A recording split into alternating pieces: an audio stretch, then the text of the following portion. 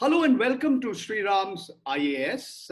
It's a teaching and a coaching institute for young adults who aspire to join the civil services. With me here today, I have an expert on India's border management policies. He's going to explain different aspects of the country's border management policies, the political aspects, the social aspects, the economic aspects, and of course, the military aspects. Very happy to welcome Lieutenant General Deependra Singh Hooda.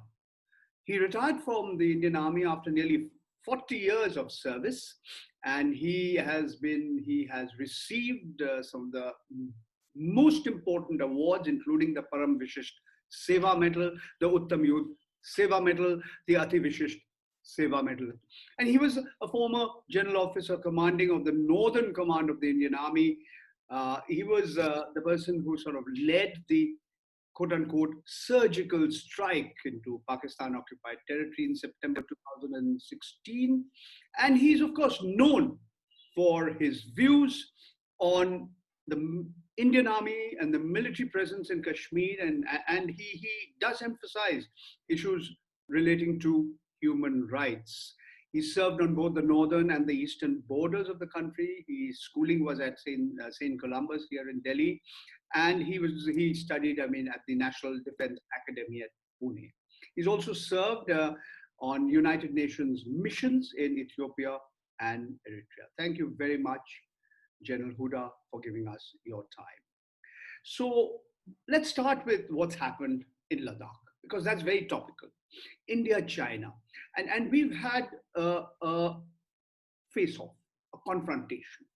We know that 20 Indian soldiers have died, including commanding officer Babu. Now, the line of actual control has never been very clearly defined. It's been a kind of area where there are broad bands with different competing claims.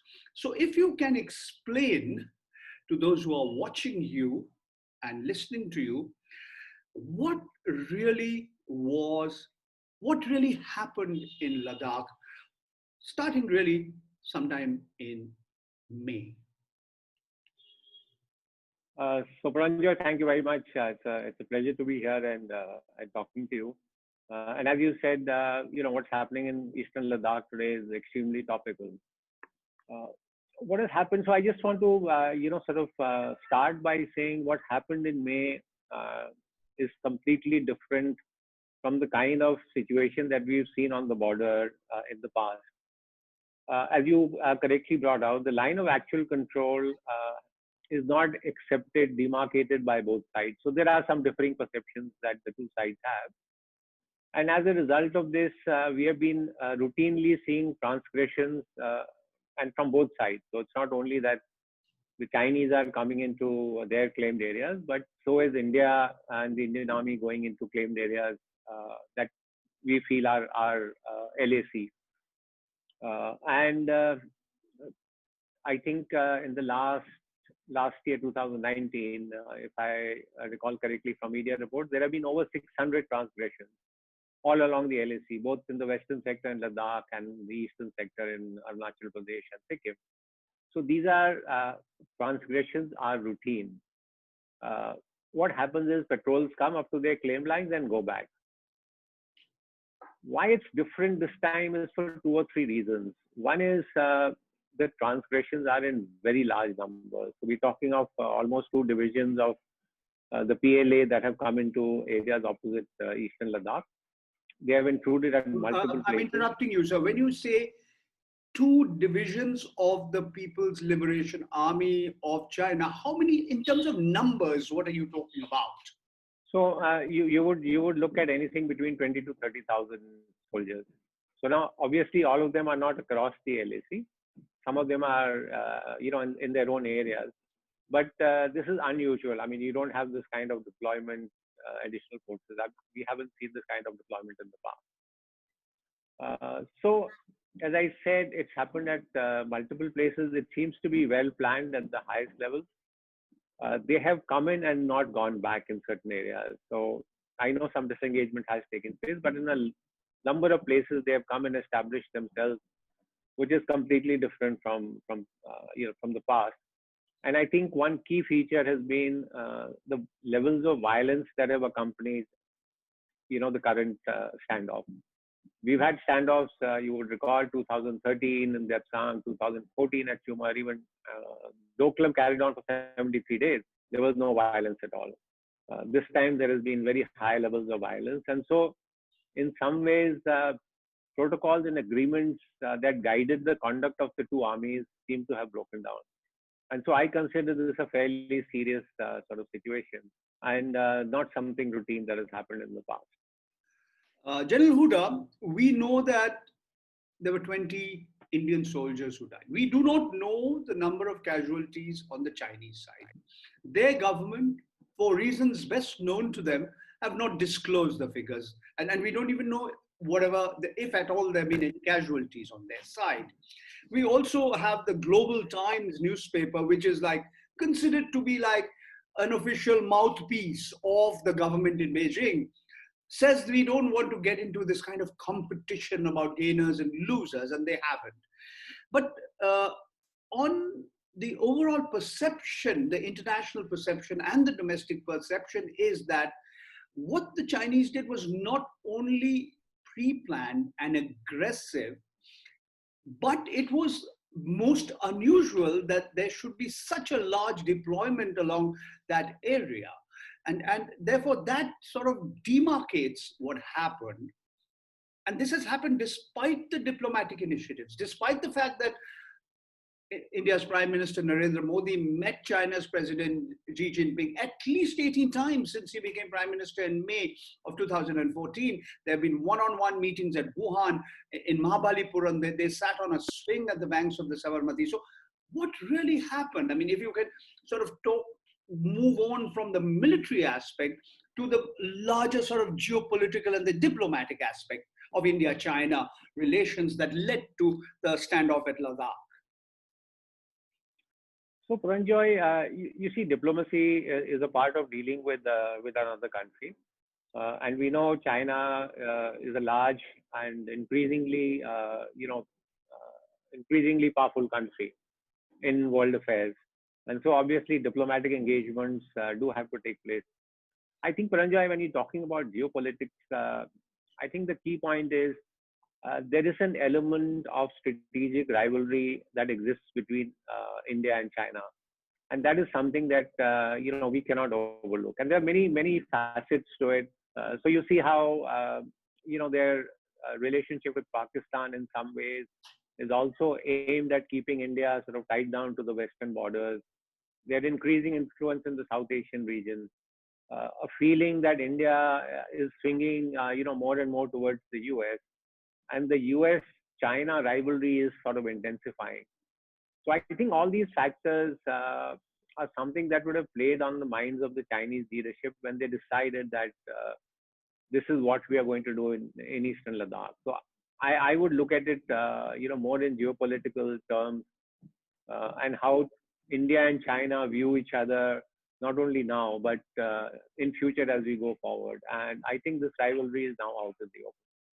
General Hooda, to what extent do you think the Chinese reaction or the incursion, if you like, was a consequence of recent developments? In August 2019, the decision of the government to write down Article 370 of the Constitution of India to make the erstwhile state of Jammu and Kashmir into two union territories. And Home Minister Amit Shah's statement in Parliament saying that, we are going to sort of reclaim every inch of territory, not just Pakistan occupied Kashmir, but Ladakh Chin. So to what extent was this a consequence of India's statements, or was it kind of China post-COVID engaged in a trade standoff with the United States, also sort of flexing its muscles, telling the whole world through what happened in Ladakh that they are sort of the biggest and most important power in Asia? So, Paranjoy, I think a combination of everything. So I don't think it was, one irritant like you mentioned, the Home Minister's statement in Ladakh, that alone would have triggered this. So that plus, as you said, the intensifying sort of Cold War II, as people are calling it, between the US and China. China's under pressure both domestically, also internationally, for the way the information about the pandemic has been handled by them. There is also, I think, a feeling that it's time to assert their authority in Asia. And we're seeing that, for example, not only on the borders here, but you see South China Sea, what they've done in Hong Kong, relations with Australia, even with the EU for a number of reasons. So I think it's part of an overall sort of assertion. Whether there are questions whether they should have done it now, whether they are powerful enough to challenge the US at this stage, whether they have sort of overstepped and bitten off more than they can chew. But I think it's a whole lot of combination of regional factors, India-China relations, statements that we made, and also the larger geopolitical picture in the world. Okay. General Hooda, since we've talked a little bit of what has happened in Ladakh, can we talk a little bit about what's happening in Arunachal Pradesh and Sikkim? We've had Doklam. But in terms of border management, and we look at it the intricacies, there too we find the line of actual control is not very clearly defined, and there are competing claims and counterclaims. Yeah, so Paranjoy, Sikkim is not that much of an issue. We always look back at Doklam. Doklam, there basically was also Bhutan, China boundary issues which came into play. Our only problem in Sikkim actually is a small area in North Sikkim where there is a certain amount of dispute. So generally you will find when you look at transgressions, you will find hardly any transgressions actually happening in the Sikkim sector. So I think Sikkim, the issue is India, China, and Bhutan. The border tri-junction. And even the China-Bhutan talks are sort of focusing on this Dolam area. In Arunachal, yes, there are issues, with the LAC. But again, Paranjoy, it's not as complicated as Ladakh. See, in Arunachal, we have the erstwhile, what we call the McMahon line. And while the Chinese do not recognize the McMahon line, they do accept that the McMahon line is generally the alignment of the LAC. So there is some alignment to follow. There are 2-3 areas of dispute there. Asafila, for example, Longju, some areas, in eastern Arunachal Pradesh. But largely in most areas, the LAC is sort of accepted by the Chinese. The problem in Arunachal, Paranjoy, is that our infrastructure development is not as good as we want it to be. And because the infrastructure is not very good, our ability to carry out surveillance over the border, patrol the border, is somewhat not as good as it is in Ladakh. So yes, there are problems in Arunachal, but as I said, not as complicated as far as the LAC is concerned when you compare Arunachal with Ladakh. General Hooda, you mentioned Bhutan. Why is China now saying it has a border issue with Bhutan? This is something that seems to be relatively new, but you will know better than I. So not relatively new. What is relatively new, is there new claims in eastern Bhutan? So there was always 2 areas of boundary dispute between China and Bhutan. One was what they call the western sector, which is the area of the Dolam Plateau, and the other was the central sector. Now the Chinese have offered what they called a package deal to the Bhutanese, that we will accept your claims in the central sector if you accept our claims in the western sector. Now, western sector obviously is critically more important to them. As I said, it's the area of the tri-junction between India and China. It's that area of Chumbi Valley, which is important to the Chinese. And therefore, till now, Bhutan has resisted. Of course, they do consult us on foreign affairs. that we are not willing to exchange western sector and the central sector. But the dispute has been on. What is new is the new wildlife sanctuary area that the Chinese are now claiming in eastern Bhutan. But China Bhutan boundary talks directly impact what is happening in India, because that's the area which adjoins Sikkim. Talking about that part of the country and that part of the world, also something new is the strain in India's relations with Nepal. Now, we know that Nepal is a landlocked country. It is landlocked by the two most populous countries on the planet, India and China. And Nepal's relations with India became particularly strained because of this whole issue of the map. And Prime Minister Krishna Prasad Singh Oli sort of putting it out in public and making those mentions in their parliament. And the whole issue is on Kalapani, really, which India claims is really part of the Pithoragarh district in Uttarakhand. And China has been claiming also this area for quite some time, 1998, if I'm not mistaken. Yes, sir. So Kalapani, Paranjoy, has been in our possession. So it's not as if it was in possession of Nepal and now suddenly India is claiming it. We also have a sort of border point there with China. China has never objected. That's the route for Kailash Mansarovar Yatra. You would recall pilgrims go every year. They go through that area of Kalapani and the Lipu Lake Pass. My own sense, Paranjoy, is that diplomatically we could have handled this issue with Nepal a little better, because Nepal has been talking about it for some time, and I think some quiet diplomacy, sitting with them, trying to resolve this issue, could have been of immense help.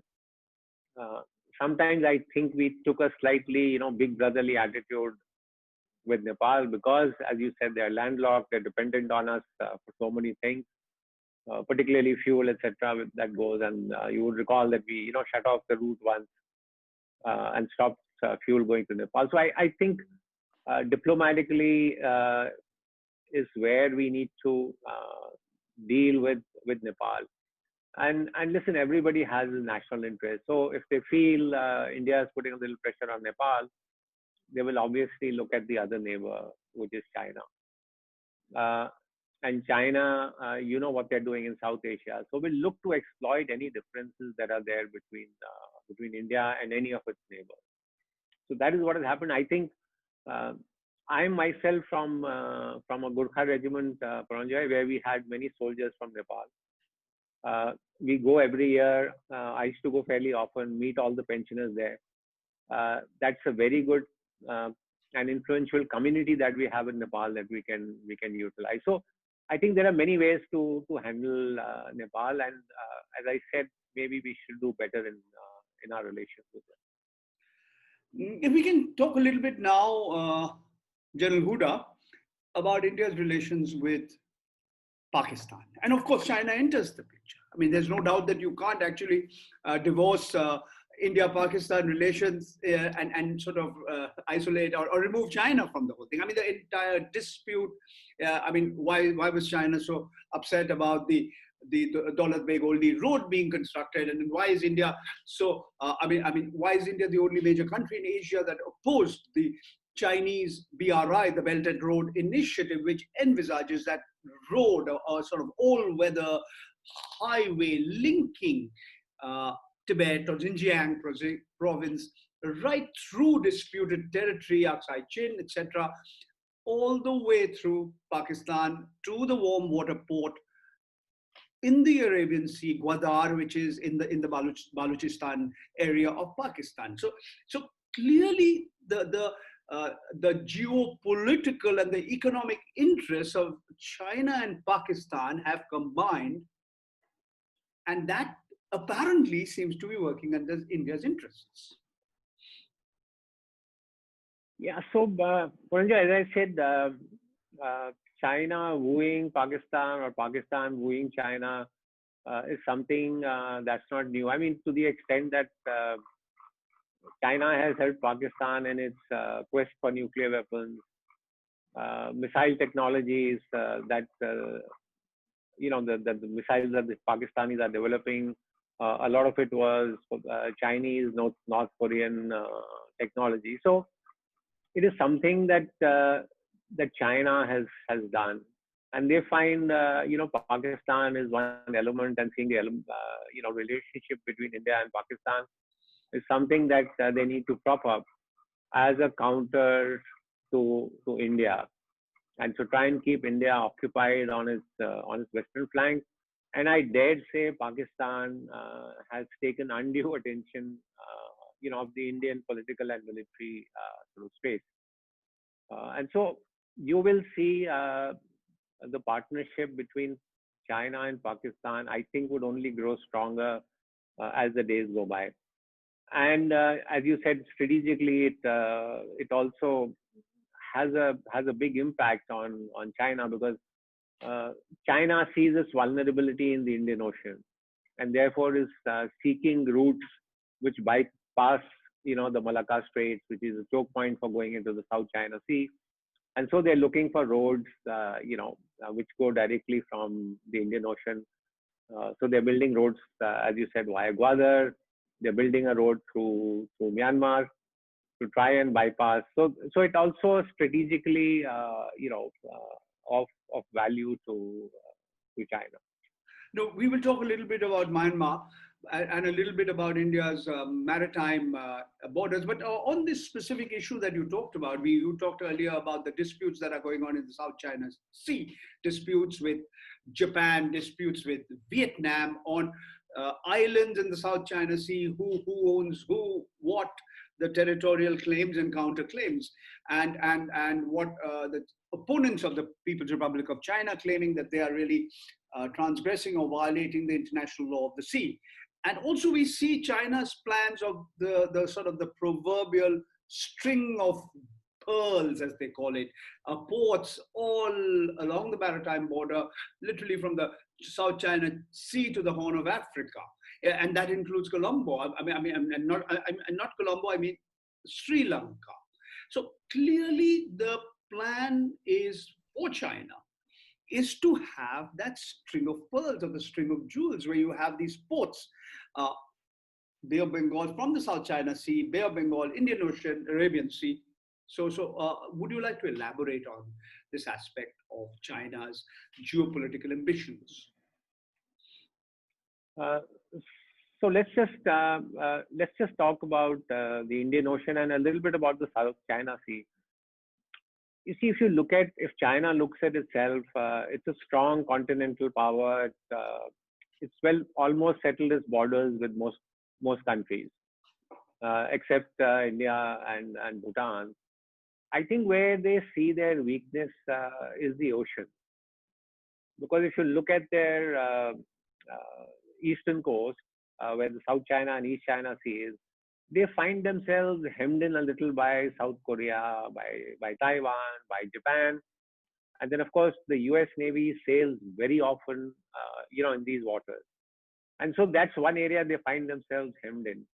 The second is the Indian Ocean, because through the Indian Ocean, almost 80% of their energy supplies are coming through the Indian Ocean. And so they need to secure areas for themselves to secure their passage through the Indian Ocean. From the Persian Gulf? As far as, from the Persian Gulf, where the oil exporting countries are. Yeah, and also now increasingly, Paranjoy, from Africa, from where they are getting a lot of their raw materials, etc. And so they have this, they want to have this chain of sort of ports, which could be used for securing their sea lanes of communication. And that is what we see as string of pearls. This is typical, Paranjoy, sometimes when one country sees that we are doing something which for us is defensive. So the Chinese could say, listen, we are only doing this to secure our sea lanes of communication.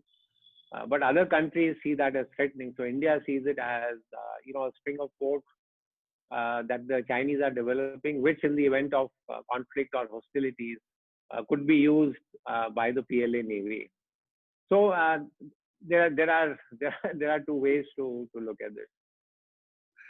If you look at India's relations with Iran, they've been very, very old. I mean, these are not just civilizational and historical associations, but of late, it seems that again, in Iran too, is sort of seems to be apparently tilting more towards China than India.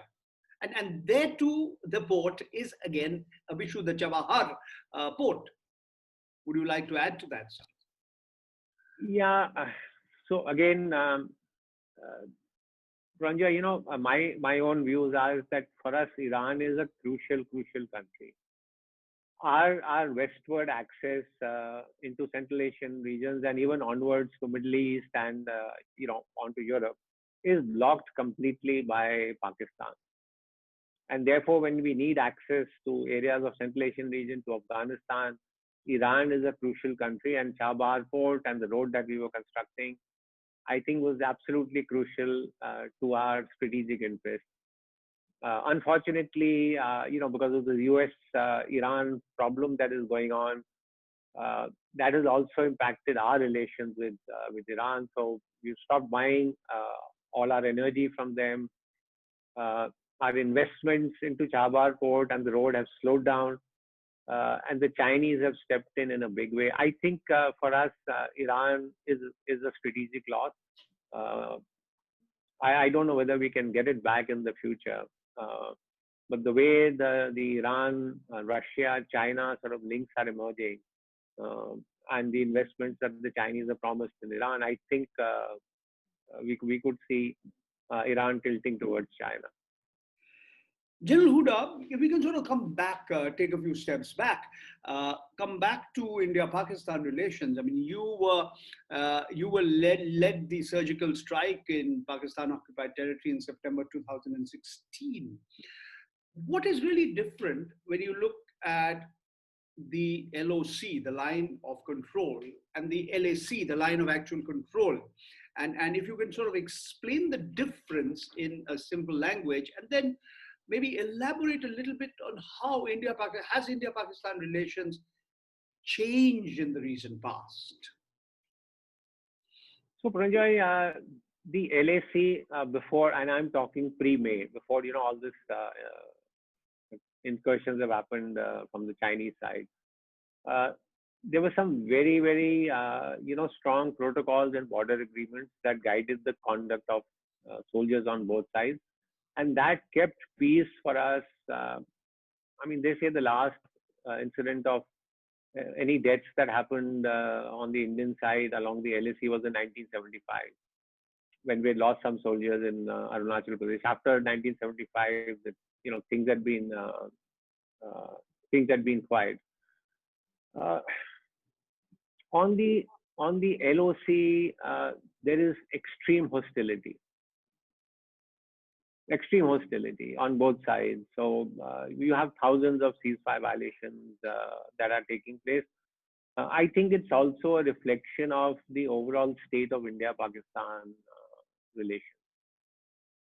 That as situation deteriorates, you will find tensions happening along the line of control. I remember around 2012, we hardly had any ceasefire violations. Things were quiet. Some sort of negotiations were taking place. As negotiations broke down, and I think diplomacy appears to me to be completely sort of dead between India and Pakistan. And if diplomats are not talking, then you will have guns firing on the border. So that's how I would classify the current state of India-Pakistan relations. And it's like, I think in the epicenter of much of the problems that India has in its relations with its neighbor happens to be Kashmir, and notably the Kashmir Valley. And you, for one, you've always looked at Kashmir, I would say, a little differently, or more than a little differently, quite differently from the way many other Indian military chiefs or India's senior military officers have. And you believe that the Indian military needs to acknowledge that there have been human rights abuses in the past, and ensure that it doesn't happen in the future. But we see within Kashmir, especially after August 2019, a kind of very hardening of positions, a sort of hardening of positions within different groups in the Kashmir Valley. And this is not just the pro-independence Hurriyat group, but even the mainstream political parties, including the National Conference and the PDP, the People's Democratic Party. So I'd like your views a little bit on what is happening in Kashmir and the Kashmir Valley vis-a-vis, I mean, how have things changed?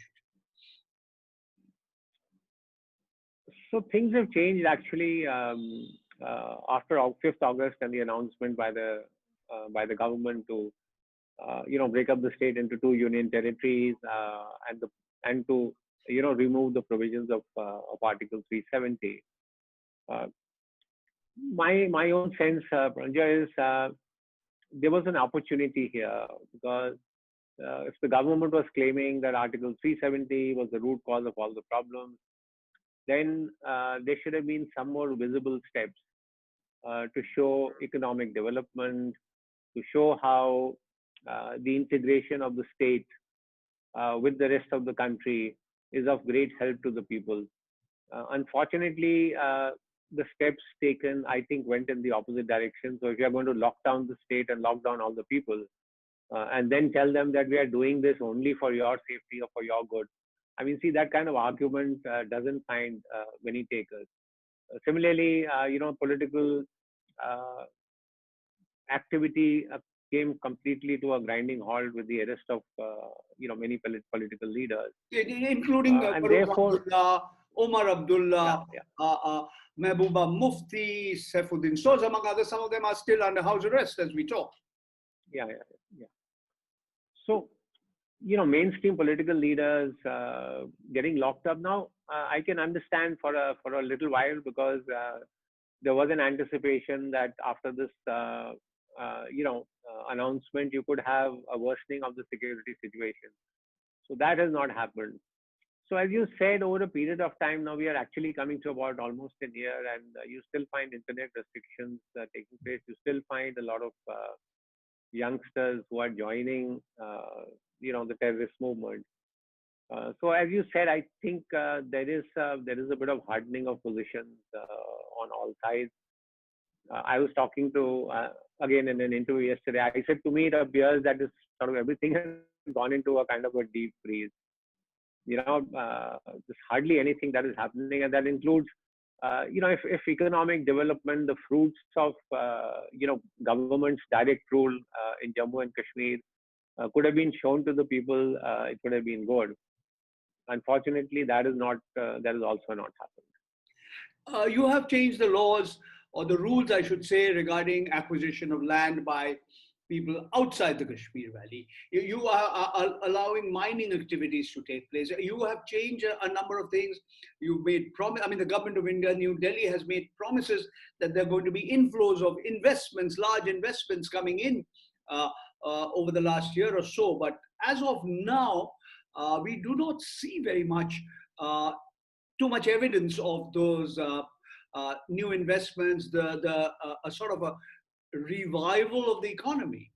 And if that doesn't happen, and if the youth who are already angry, they are jobless and they don't get employment opportunities, then the situation could actually worsen. What are your views? And I also want you to talk about the issue of the alleged human right violations by India's armed forces in Kashmir.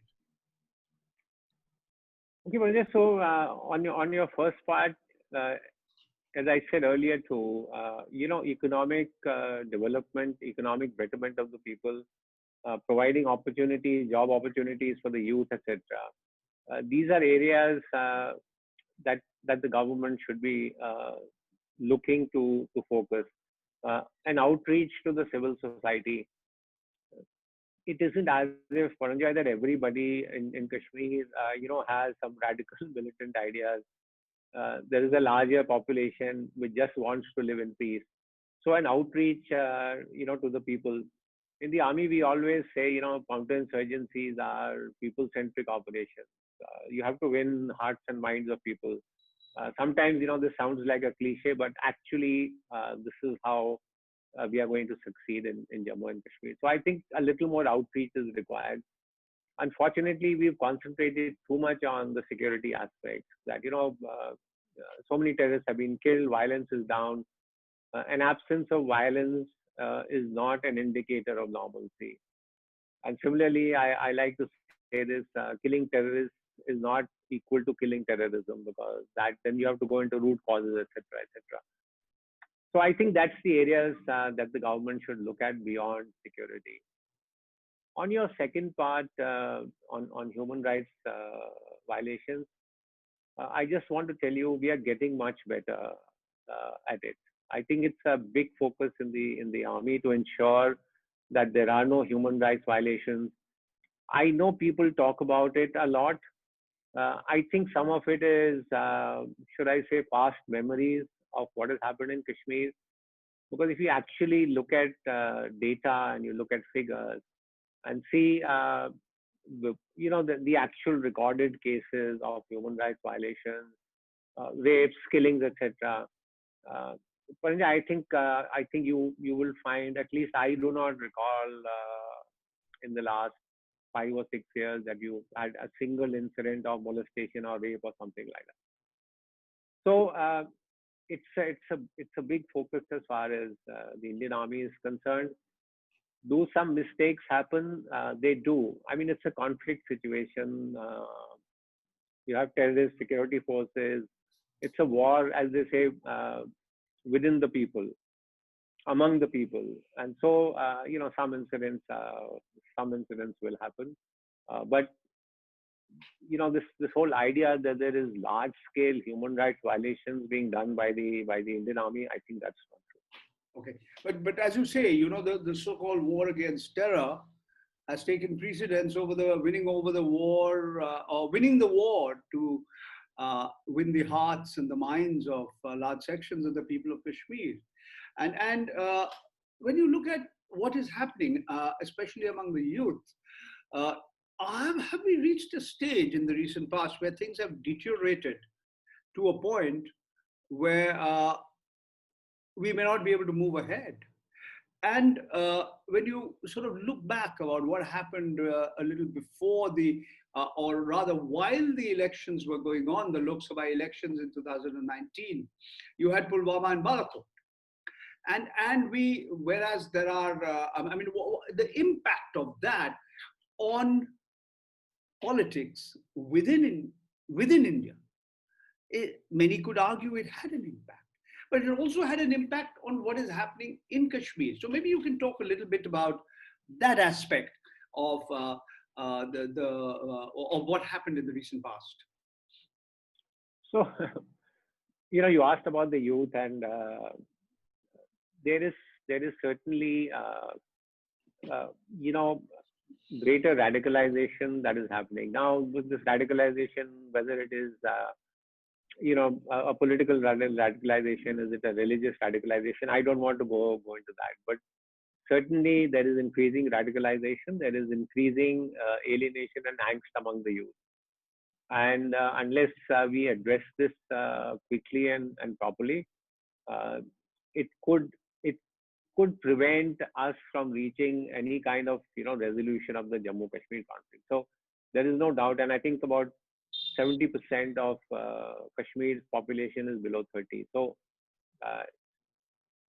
the insurgency is 30 years old. 70% of the people, therefore, have actually grown up seeing nothing but violence and insurgency in their lives. So I think there are issues that we need to address and engage the youth more. On the politics of the Balakot strike, I really don't want to go into the political issues and how it impacted. I think the answers are obvious, so there's no need to elaborate on those. No, if we can just talk a little bit about what you just mentioned about the youth, and at least there is a feeling, or there is an attempt to convey a feeling that Kashmir has been sort of a place under siege. It's been under siege for a very, very long time. I mean, it's a state where there's curfew, this perpetual curfew, that we have a situation where the main sort of economic lifeline of the state, which was tourism, it has got, very, very badly disrupted. And therefore, when you look at economic hardships, you have uh, political tensions and the state of siege among the youth, as you rightly pointed out. I mean, half of India's population today, we have about 1.35 billion, 135 crores, is below the age of 26. In Kashmir, that proportion is even higher. So, I mean, how do you really, I come back to the question you raised earlier, how do you really win their hearts, win their minds? So, it's not an easy question and to answer, and there are no real simple solutions that you do A, B, C, D, and then suddenly everything will transform. I think at 2-3 levels, what is the message that we are conveying? As you said, there's a feeling that we are under siege. There is also a great amount of fear about how our future is going to unfold, what is going to happen to us tomorrow. As you said, these are young people, aspirational. Surely not all of them want to pick up the gun. There are just a handful of such people. How do you replace this fear, with a feeling of hope? And as I said again, it's something that even in the messaging that the government gives out, if the message that goes out is yes, we care about you people, merely to say that we are not going to start 4G networks because of a security problem, because we fear for how it could impact the security situation, means again, I said, this whole securitized approach towards solving the problem, looking purely from the security angle, irrespective of how much sort of discomfort it gives to the people. That's something that the government will have to, I think, rethink its strategy. To me, what we are doing while we are keeping the security situation under control, it's more like conflict management rather than conflict resolution. So these are different things. So if you just want to manage the conflict, yes, you can take a security approach. If you're looking at resolution, then it has to be a people-centric approach, and that's what I think we should follow. Okay. General Hooda, we haven't talked a little bit on what's happening in the East. India's relations with Bangladesh and India's relations with Myanmar. So we talked about Myanmar. Again, Myanmar is, we see the Rohingya Muslim refugee problem, where India is seen to have not been as empathetic or as sympathetic as Bangladesh was. But how would you currently characterize the state of India's relations with Myanmar, with special reference to the border and the territorial and the military aspects? So I think the relations are fairly good. You find more and more cooperation, particularly on security issues, because we have a large number of insurgent groups and camps which are located in Myanmar, and you are finding greater cooperation in those areas. I have personally been, to Mandalay 2-3 times when I was posted there in the east for meetings with the Myanmar armies, and the Myanmar locals, do look at India with some favor. I think what we need to do better is open up the connectivity with Myanmar, encourage, more Myanmar people coming in to study in our universities, etc. In the Northeast, show our soft power. Our road to the bus service from Impal to Mandalay, I think it was announced in 2015. 5 years later, it still hasn't started. So our projects are slow. Our connectivity, India, including Myanmar, Thailand. Including the old Stillwell Road, as it used to be called. Yes, the old Stillwell Road also. So these, I think, the infrastructure projects need to be speeded up. everybody in Myanmar wants to come and visit Bodh Gaya. For them, it's something. It's like a holy pilgrimage that they want to undertake. So there are opportunities with Myanmar that we need to take further. And that's also, as you are aware, that's also our link towards the ASEAN countries and towards Southeast Asia. So if we can get that connectivity going, that's again an area where I think somewhere in the future, if there is going to be a greater rivalry between China and India, that's an area also where we can increase our influence. So East for us is extremely important. Yeah, I mean, we've talked about India's look east policy, but what you're suggesting is we need to do much more to operationalize it, to build the infrastructure, to build the roads, and ensure that connectivity happens, so that it provides that proverbial gateway to the east, to the countries of Southeast Asia. That's true. We need to do much more on our infrastructure projects. And what could we have, I mean, as far as the Rohingya Muslim refugee issue, how could India have done it differently?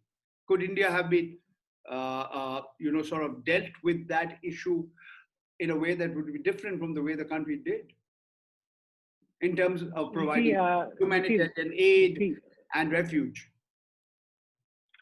See, the Rohingya, I think it's one of the bigger refugee tragedies in the world. It hasn't occupied too much of our attention because the world's attention has been on the Middle East and Syria and the refugees coming out of the Middle East. But you have more than 1 million Rohingya refugees today sitting in Bangladesh. I mean, that's a massive figure. And in India, my own again personal feeling is, I mean, the numbers are hardly anything. It's just 40,000 or so Rohingya that are there in India, and we could provide them a little better facilities. I've seen the camps that they're living in at Jammu at least. I think we can provide them greater facilities. I think we also look at them with huge amounts of suspicion that they're practicing some kind of they could practice terror activities in India. There's really nothing to suggest that. So I think it's a humanitarian problem, and we should look at it a little more sympathetically than we have. Okay. If we talk about India's relations with Bangladesh, yes, we know the role that India played in 1971 in the very creation of the nation state of Bangladesh. But we've seen a lot of tensions of late. Different regimes have had less than cordial relations, whether it be on water sharing issues, including the sharing of the waters of Tista and the Brahmaputra, and also other issues, and the perception that India is "quote unquote" big brother. So if you can make a few general observations, and then I'll talk to you a little bit about the issue of exchange of enclaves. So we've, as you said, based on the kind of political leadership that has been there in Bangladesh, so we've had our ups and downs. Paranjoy, somehow this has been the nature of India's relations with various neighboring countries. You see Sri Lanka and Maldives, etc. That depending on who becomes the political leader, your relations become better or become worse. I think we need to invest more in long-term strategic sort of partnerships with the country itself. And by doing that, I think there will be a little greater stability to our ties. Historically, as you said, Bangladesh sort of owes its birth to India. We've had good ties with Bangladesh. Obviously, you will have China, which is going to attempt to influence your neighbors. So today, the biggest arms supplier of Bangladesh, and this is not known to many, is China, incidentally. They're the biggest arms supplier. Including now submarines, among other things, yes. Yeah. So as I said, I think, and again, these are same issues, the issues of connectivity, issues of if India is going to rise economically, how can the neighbors take the advantage of that? Somehow, I think there has been a great amount of suspicion about if we open our borders, refugees will come, people will settle here. Those kind of things have actually somehow hindered the opening of South Asia. And I think here's where India needs to take the lead. And the government's recent actions in enacting the Citizenship Amendment Act and the National Population Register, I beg your pardon. All of these, would you say, have kind of contributed to the to tensions, or to relations between India and Bangladesh being less than cordial?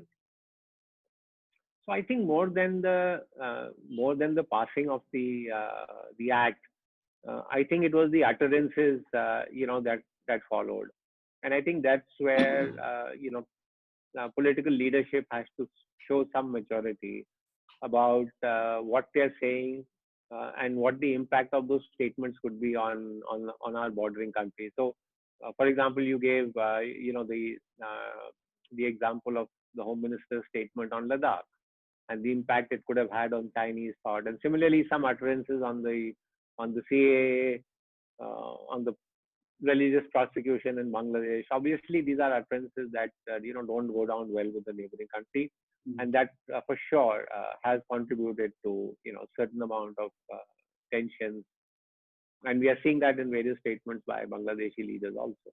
Mm-hmm. When you look at the 100th Amendment to the Constitution of India on exchange of enclaves, we know that, all along the border with West Bengal and parts of Assam, there were these enclaves which were, disputed enclaves, whether they were in India or Bangladesh. There was talk about exchange claims and counterclaims being resolved, but I think there are some outstanding issues that haven't been resolved. Your views? Yeah, so there were three major issues. One, as you said, was the enclaves which were in possession by the other side, and there was no road communications. Development could not happen. Then there were some areas which were in adverse possession, where the boundary, because of the shifting, river line, some areas went into Bangladesh, some were in adverse possession of us, and there was an undemarcated portion of the boundary. So I think the 100th Amendment has addressed these issues. I think if you look at the overall impact, I think it's extremely positive, because in fact we have been generous enough in all this. We have actually lost some territory.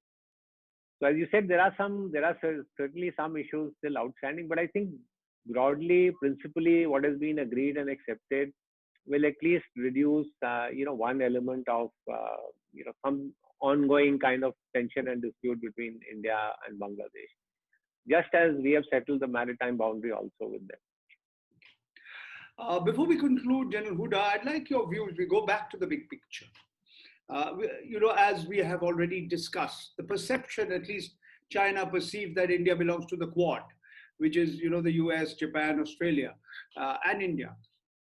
The perception that India is kind of tilting more towards the United States of America at a time when the United States of America has these mounting tensions with the People's Republic of China on issues relating to trade, on issues relating to information technology. We've already seen within India,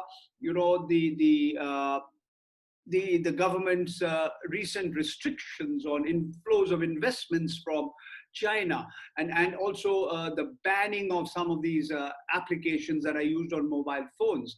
And despite the fact that India is actually certain products, India is dependent on imports from China, notably active pharmaceutical ingredients.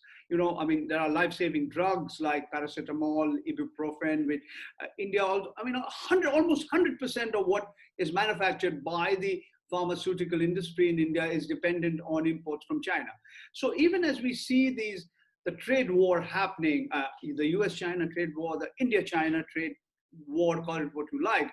If you try and look at this in the larger sort of geopolitical sort of perspective, what would be your observations? So, Paranjoy, I might be a minority here in what I'm saying to you now. I think geopolitically, we have to be completely realistic. And the realistic picture is this, that as we move into the future, the power differential between India and China is going to increase and increase further. So in 2019, the Chinese economy was $14 trillion.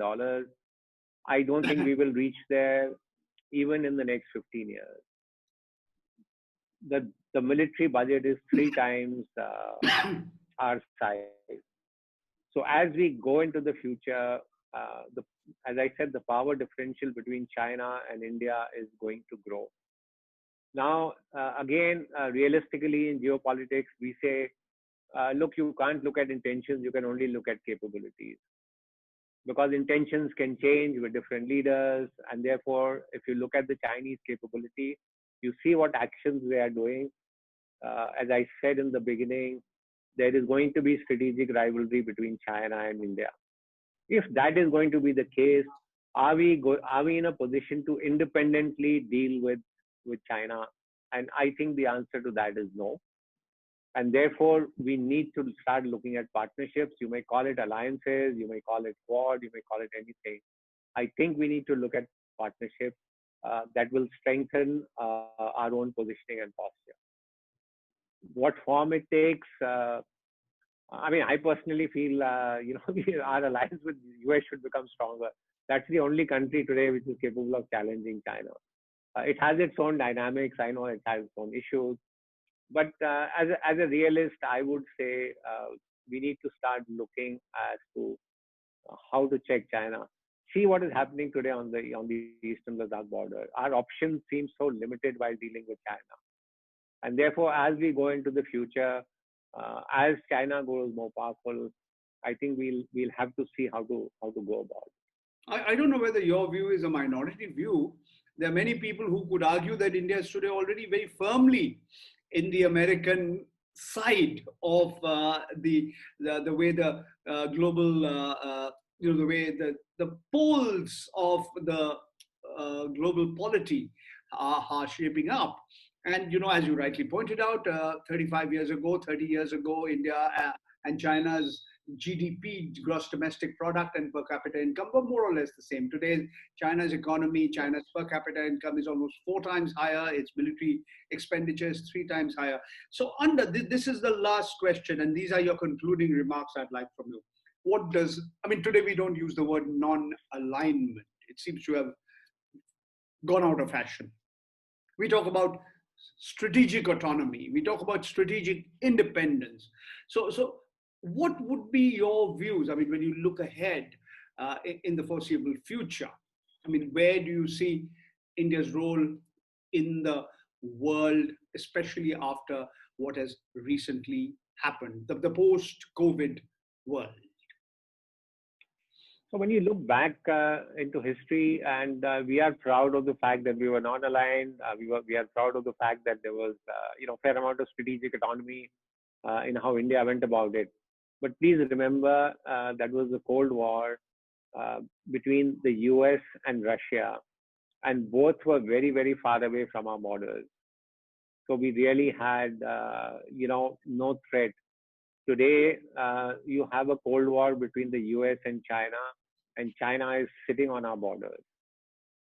And when China looks at its rise in Asia, it will only look at India as something that can resist it, and therefore will do all it can to keep India down. I'm saying this very bluntly. So the new Cold War is going to play out in our region in Asia.